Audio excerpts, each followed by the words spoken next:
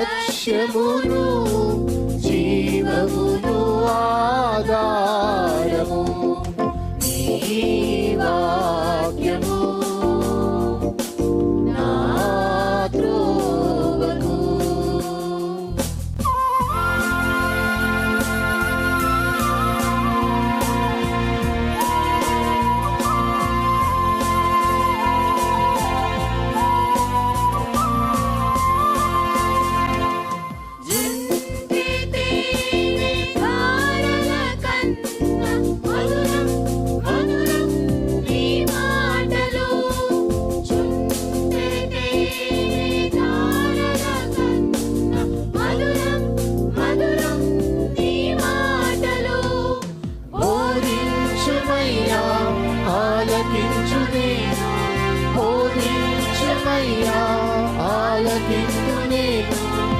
అనుసరింతునయ్యా ఆత్మశక్తితో, అనుసరింతునయ్యా.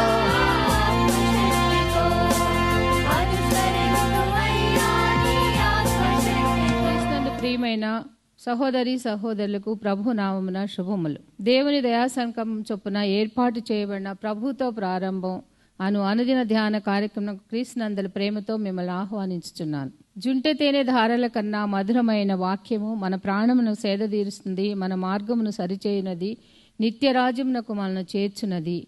దేవుని వాక్యము అటువంటి జీవార్థమైనటువంటి వాక్య ధ్యానం ద్వారా మన దినమును ప్రారంభించుట ఆశీర్వాదకరం. ప్రభుతో ప్రారంభం, తద్వారా ప్రతిక్షణము ఆయన మనతో మన వెంట కాపరిగా పోషకుడిగా ఉండాలని కోరుకుంటూ ప్రార్థనతో ప్రారంభిద్దాం. ఆయన ఆశీస్సులు ఆశీర్వాదములు సదా మనకు తోడైండునుగాక.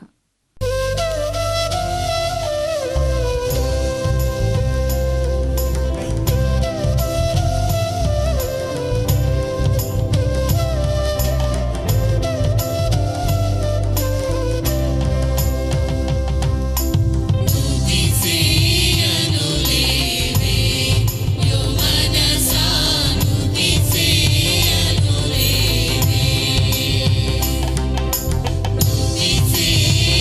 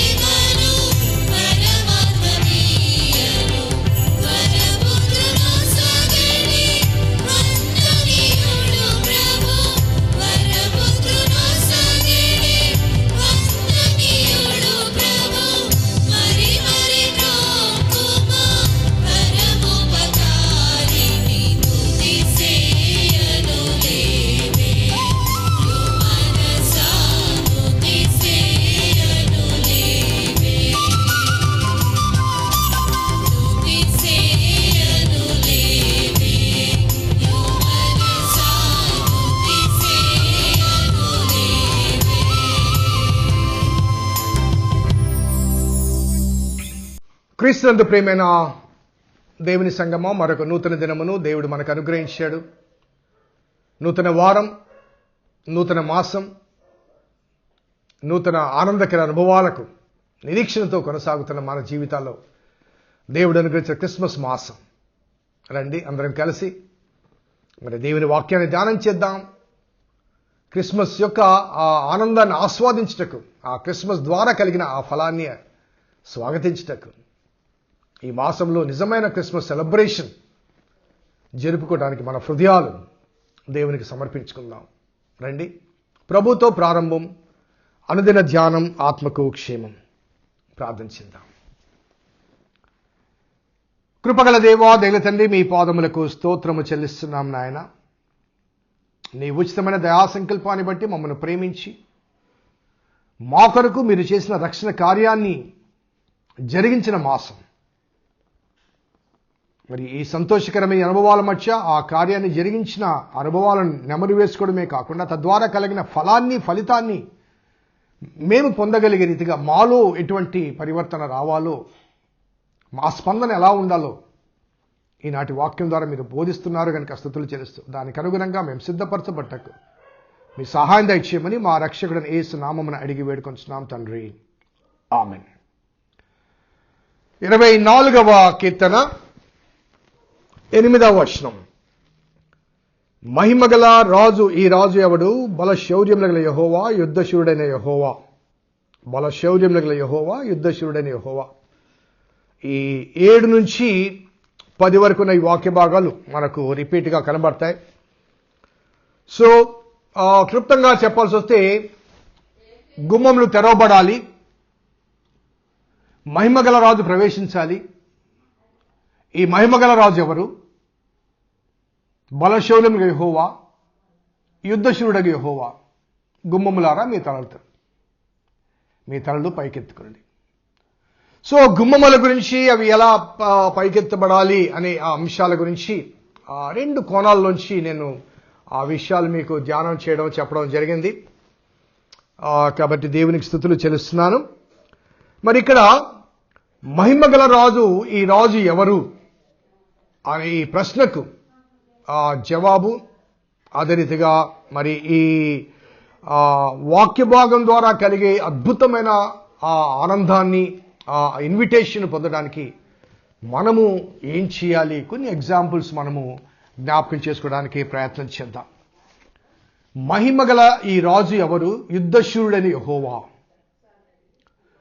సో ఈ వాక్య భాగాన్ని మరి నిన్న దినం మనం జ్ఞాపకం చేసుకున్నాం. అనగా అపవాది స్వాధీనములో ఉన్న మానవుణ్ణి, అపవాది ద్వారా కలిగిన ఆ ప్రలోభం కావచ్చు, లేకపోతే ఆ ప్రభావం కావచ్చు, తద్వారా మనము దేవుని మాటకు అవిధేయులమై మరణాన్ని స్వాగతించిన అనుభవాల మధ్య ఆ మరణంలోంచి జీవములోనికి దాటింపచేసే ఆ దేవుడు ఆ మరణాన్ని స్వాగతించి ఆ మరణాన్ని తాను పొంది మృత్యుంజయుడై తిరిగి లేచాడు.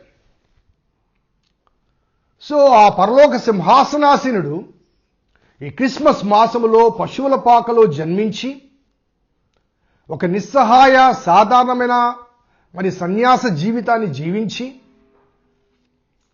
మరి ప్రజల దృక్పథములో, ఆనాటి మతనాయకుల దృక్పథములో మరి తను తాను రక్షించుకోలేని వ్యక్తిగా మరణాన్ని స్వాగతించి ఆయన మృత్యుంజయుడై లేచాడు. సో మనల్ని మరణంలోంచి తప్పించడానికి ఆయన చేసిన ఆ శిలువ యాగ ఆ కార్యక్రమ ప్రారంభంలో ఆయన ఎలా ప్రవేశిస్తాడు, లేకపోతే ఆ ప్రవేశానికి చరిత్రలో పెట్టబడ్డ పేరు ఏంటంటే జయ ప్రవేశము, ట్రయంఫల్ ఎంట్రీ. శిలువ కార్యానికి ముందు మనము మట్టల ఆదివారం అని జరుపుకుంటాం కదండి. సో ఆయన ఆ శిలువ కార్యాన్ని జరిగించడానికి ఆ యెరూషలేములో ప్రవేశించే ఆ సమయంలో చుట్టుప్రక్కల ప్రజలందరూ జయము జయము, హోసన్న, మమ్ము రక్షించమంటూ కేకలు వేశాడు. కానీ ఆయన ఎలా వచ్చాడు అంటే, మరి జకరియా గ్రంథంలో మనకు చాలా స్పష్టంగా వ్రాయబడ్డ మాట 9:9-10 చదువుతాం. 9వ అధ్యాయం 9-10. సియోను నివాసులారా బహుగా సంతోషించుడి, యెరూషలేము నివాసులారా ఉల్లాసముగా ఉండుడి, నీ రాజు నీతిపరుడు, రక్షణ గలవాడును, దీనుడునై గాడిదను గాడిద పిల్లను ఎక్కి నీ యొద్దకు వచ్చుతున్నాడు. ఎఫ్రాయిములో రథములు ఉండకుండా నేను చేసేదను, యెరూషలేములో గుర్రము లేకుండా చేసేదను, యుద్ధపు విల్లు లేకుండా చేసేదను. నీ రాజు సమాధాన వార్త అన్యజనులకు తెలియచేయును. సముద్రం నుండి సముద్రం వరకు, యూఫ్రటీస్ నది మొదలుకొని భూదిగంతం వరకు అతడు ఏలును. మరియు నీవు చేసిన నిబంధన రక్తం బట్టి తాము పడిన నీరు లేని గోతులోంచి చెరపట్టబడిన నీ వారిని నేను విడిపించదను. బంధకములు పడి ఉండి నిరీక్షణ గల వారులారా, మీ కోటను మరలా ప్రవేశించుడి, మీ కోటను మరలా ప్రవేశించుడి. So the entrance of the heaven was closed. నిన్న విషయం నేను చెప్పాను. సో అది క్రీస్తు యొక్క మరణ పునరుద్ధానం ద్వారా తిరిగి తెరవబడింది. గుమ్మములు తలలు పైకెత్తుకున్నాయి. కాబట్టి అది ఎలా సాధ్యమైందంటే ఆయన రాజును, అదే రీతిగా నీతిపరుడును, రక్షణ గలవాడైనప్పటికీ దీనుడుగా గాడిద మీద ఎక్కి యెరూషలేములో ప్రవేశించాడు. సో మనల్ని సర్వస్వతంత్రులుగా చేయటానికి ఆయన దీనుడుగా యెరూషలేములో ప్రవేశించాడు. ఆ దీనుడుగా యెరూషలేములో ప్రవేశించి అదే దీనుడుగా ప్రధాన యాజకుల చేత కొట్టబడి తిట్టబడి, అదే దీనుడుగా పిలాతు అధికారం కింద సిలువకు అప్పగించబడి, అదే దీనుడుగా రోమా సైనికుల చేత భయంకరమైన రీతిగా కొట్టబడి, అదే దీనత్వము చేత అదే దీనుడుగా అవమానకరమైన ఉమ్మి నిందలు మాటలు పడి భరించి దీనుడుగా మరణాన్ని స్వాగతించాడు. కానీ మూడవ దినాన ఆయన విజయోత్సాహంతో లేచినప్పుడు అప్పుడు దీనుడుగా లేడండి, మహిమగల రాజుగా లేచాడు. మహిమగల రాజుగా లేచాడు. కారణం అంటే తాను దీనత్వము ద్వారా, తాను దీనుడుగా ఆ మరణాన్ని స్వాగతించడం ద్వారా, అనగా మన మరణాన్ని స్వాగతించడం ద్వారా కలిగింది ఏంటంటే సమాధాన వార్త, ద పీస్. మన హృదయాల్లో సమాధానం కలిగింది, శాంతి కలిగింది. ఎప్పుడు చచ్చిపోతామో మరణమే మరణమే మరణమే అనే ఆ భయములో భయంకరంతో కొనసాగుతున్న మానవ జాతికి మరణం ముళ్ళును తుంచివేశాడు. ఆ మరణమనే భయంకరత్వము మనలోంచి తొలగిపోయింది. We are redeemed. సో హృదయంలో శాంతి కలిగింది, సమాధానం కలిగింది. ఎందుకంటే ఆ మరణము క్రీస్తునందు విశ్వసించిన విశ్వాసుల జీవితాల్లో ఏ రీతిగా కూడా హాని చేయదు. ఎందుకంటే ఆ మరణము అనగా క్రీస్తు స్వాగతించిన మరణము ద్వారా మనకు కలిగిన విజయం ఏంటంటే ఆయనతో పాటుగా ఆయన రాజ్యంలో ప్రవేశిస్తాం, నిత్య రాజ్యంలో ప్రవేశిస్తాం. మరణంలోంచి జీవంలోనికి దాటిపోతాం. సమాధానం కలిగింది కదండి.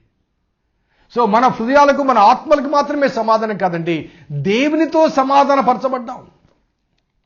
దేవుని నుంచి దూరమైన మానవుడిని దేవునితో తిరిగి రికన్సైల్ చేయబడ్డాం, రీకన్సిడర్ చేయబడ్డాం. రీఎంట్రీ మనకు దొరికింది. We are restored in the presence of God in His granting of eternal life. నిత్య జీవాన్ని మనకు అనుగ్రహించాడు. సో అటువంటి ఆ యుద్ధశూరుడగు యెహోవా బలశౌర్యములు గలగా, అనగా mighty and strong God has become humbled. దీనుడయ్యాడు, దీనత్వాన్ని సంతరించుకున్నాడు. మనల్ని బలవంతులుగా చేయడానికి ఆయన బలహీనుడయ్యాడు. మనల్ని అంగీకరించబట్టానికి ఆయన తృణీకరించబడ్డాడు. మనము క్షమించబట్టానికి ఆయన శిక్షించబడ్డాడు. మనము స్వాగతించబట్టానికి ఆయన ఇక్కడ తృణీకరించబడ్డాడు. సో దీనుడుగా జయ ప్రవేశం చేశాడు యెరూషలేములోనికి. కానీ ఆ మరణాన్ని తుంచివేసిన తర్వాత, ఆ మరణం ద్వారా విజయాన్ని సాధించిన తర్వాత మహిమగల రాజుగా ఆ నూతన యెరూషలేములో ప్రవేశించాడు. దీనుడుగా భౌతిక యెరూషలేములో ప్రవేశించి మరణాన్ని స్వాగతించాడు. మహిమగల రాజుగా మరణం మీద విజయాన్ని సాధించి ఆయన నూతన యెరూషలేములో ప్రవేశించాడు. గుమ్మములారా మీ తలలు పైకెత్తుకుంది.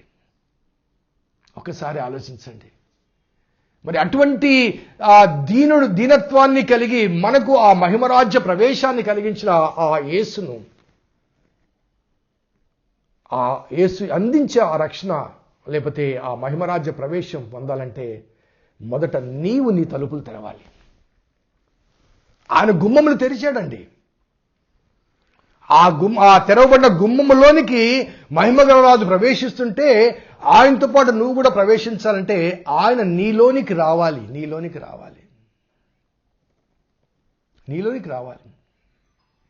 మరియా మార్తలు ఉన్నారు.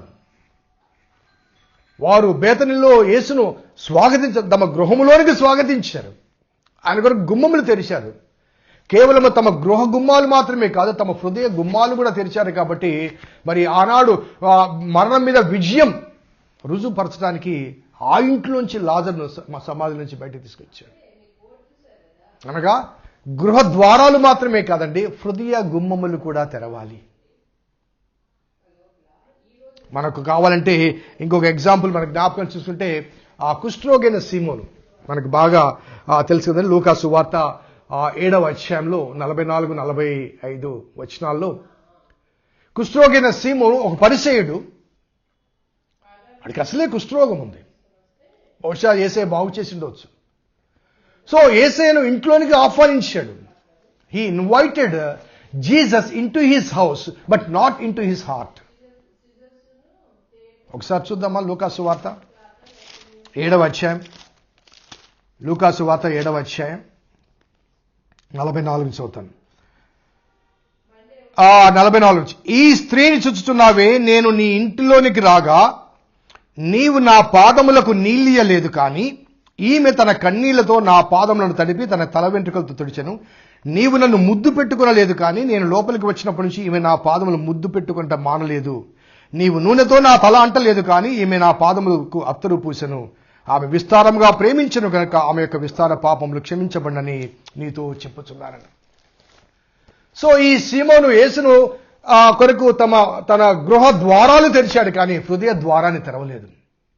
అంతకుముందు భాగములో ఇది పాపి కదా, ఇది పాపాత్మురాలు కదా, ఇతడు నిజముగా దేవుని కుమారుడు తెలుసుకుని ఉండాలి అని అతను హృదయంలోనే ప్రశ్నించుకుంటుంటాడు, ఆయన పరీక్షిస్తుంటాడు యేసేని.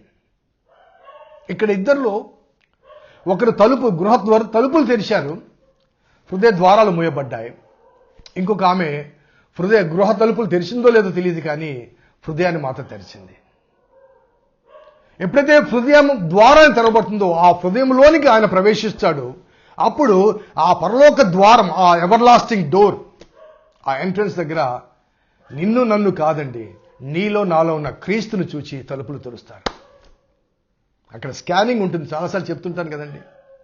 ఆ స్కానర్లో నీలో నాలో క్రీస్తు కనబడాలి. పునరుద్ధానుడైన క్రీస్తు, ఆ మరణాన్ని జయించి తిరిగి లేచిన, మృత్యుంజయుడు లేచిన ఆ క్రీస్తు కనబడ్డప్పుడు ఆ ద్వారాలు తెరవబడతాయి. ఎందుకంటే ఆ మృత్యుంజయుడైన యేసు క్రీస్తులో ఉన్న వారికి నిత్య జీవము, వారికి మాత్రమే అక్కడ ప్రవేశం.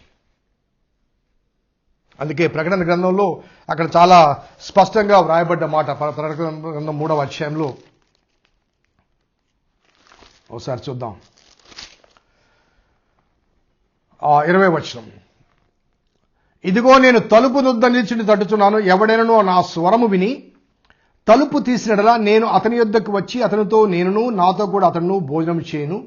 నేను జయించి నా తండ్రితో కూడా ఆయన సింహాసనం కూర్చుండి ఉన్న ప్రకారము జయించు వానిని నాతో కూడా ఆ సింహాసనం యందు కూర్చుండనిచ్చెదను.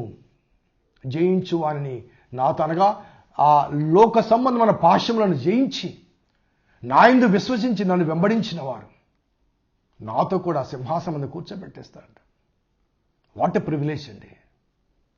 మహిమగల రాజు, బలశౌర్యముల యెహోవా, యుద్ధశూరుడైన యెహోవా ఈ అపవాది సంబంధమైన ఈ కుతంత్రాల్లోంచి, సమస్యల నుంచి మనల్ని విడిపించి ఆ కట్లు తెప్పి ఆ ముళ్ళను తుంచి వేసి మనకు పరలోక ద్వారం తెరిచాడు.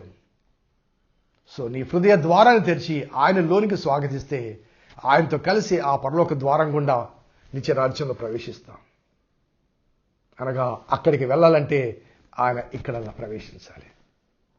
గుమ్మములారా మీ తలలు పైకెత్తుకుని, క్రీస్తు ద్వారా పరలోక ద్వారాలు తెరవబడ్డాయి. మరి ఆ పరలోక ద్వారం గుండా ప్రవేశించాలంటే ఇంకా ఎందుకండి ఆలస్యం?